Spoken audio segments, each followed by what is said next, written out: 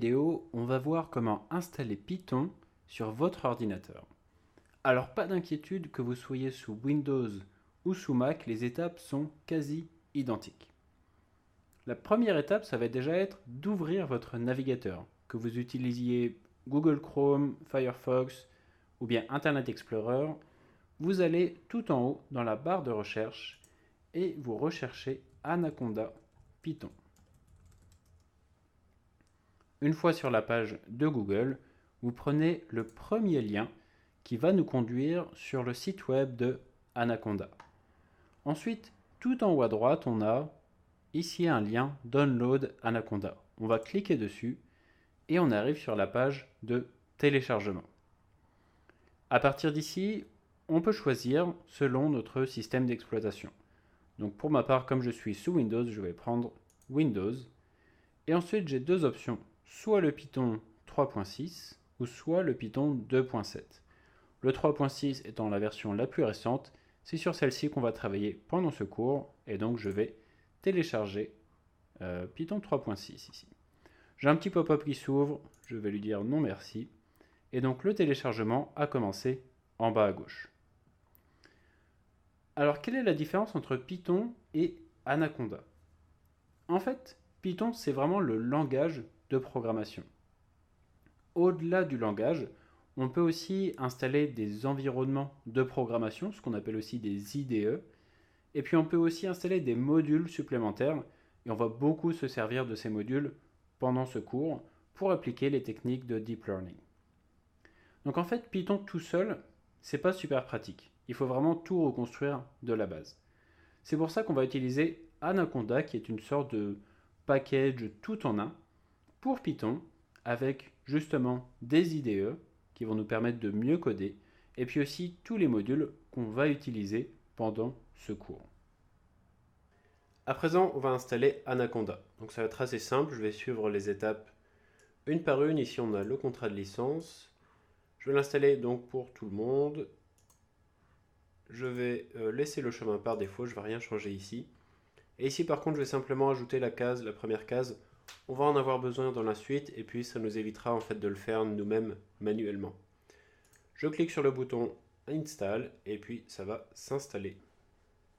Une fois l'installation terminée, je vous propose de lancer le Anaconda Navigator. Pour ça, on va aller dans le menu Démarrer et on va taper Anaconda Navigator. Voilà, je le lance. Ça va prendre quelques secondes. Et une fois qu'il est ouvert, on va aller lancer Spider. Spider, ça va être l'IDE, c'est-à-dire l'environnement de programmation qu'on va utiliser pendant ce cours. En fait, on a d'autres outils de Anaconda dont on ne va pas se servir pour le moment, mais comme je vous disais tout à l'heure, c'est vraiment un package tout en un avec plein d'outils pour utiliser Python. Une fois que Spider est ouvert, vous allez avoir plusieurs fenêtres qui sont ouvertes, ou alors peut-être pas si vous êtes sous Mac. En fait, sous Mac, ce que vous allez probablement voir, c'est, si je ferme toutes les fenêtres de cette manière-là, hop, voilà, ça c'est ce que vous allez voir sous Mac. Ensuite, si vous voulez réouvrir les fenêtres dont on va se servir pendant le cours, on va aller dans View, Panes, et ensuite ici on va prendre les trois premières. Donc d'abord l'éditeur, ensuite la console, et puis le gestionnaire de variables. Voilà. À présent, on va aussi changer un petit peu l'apparence de Spider.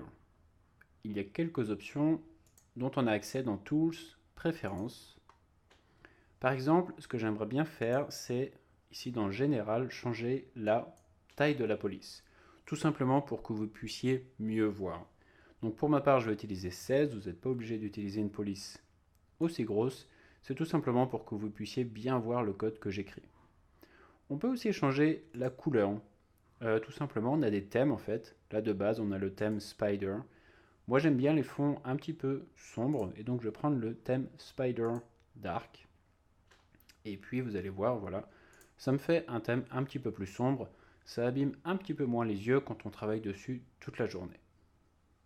À présent, je vous propose de créer votre premier programme en Python. Alors comment est-ce qu'on va faire? Dans la fenêtre à gauche ici, je vous propose d'écrire print, parenthèse, un guillemet, et puis hello world. Voilà. Une fois que vous avez écrit ça, vous le sélectionnez et vous utilisez le raccourci clavier CTRL Entrée. CTRL Entrée, ça permet d'envoyer ce que vous avez sélectionné sur la droite dans la console. On peut voir effectivement qu'ici, ce que j'ai écrit apparaît dans la console et puis ça a affiché la petite chaîne de caractères Hello World. Félicitations, vous avez créé votre premier programme en Python.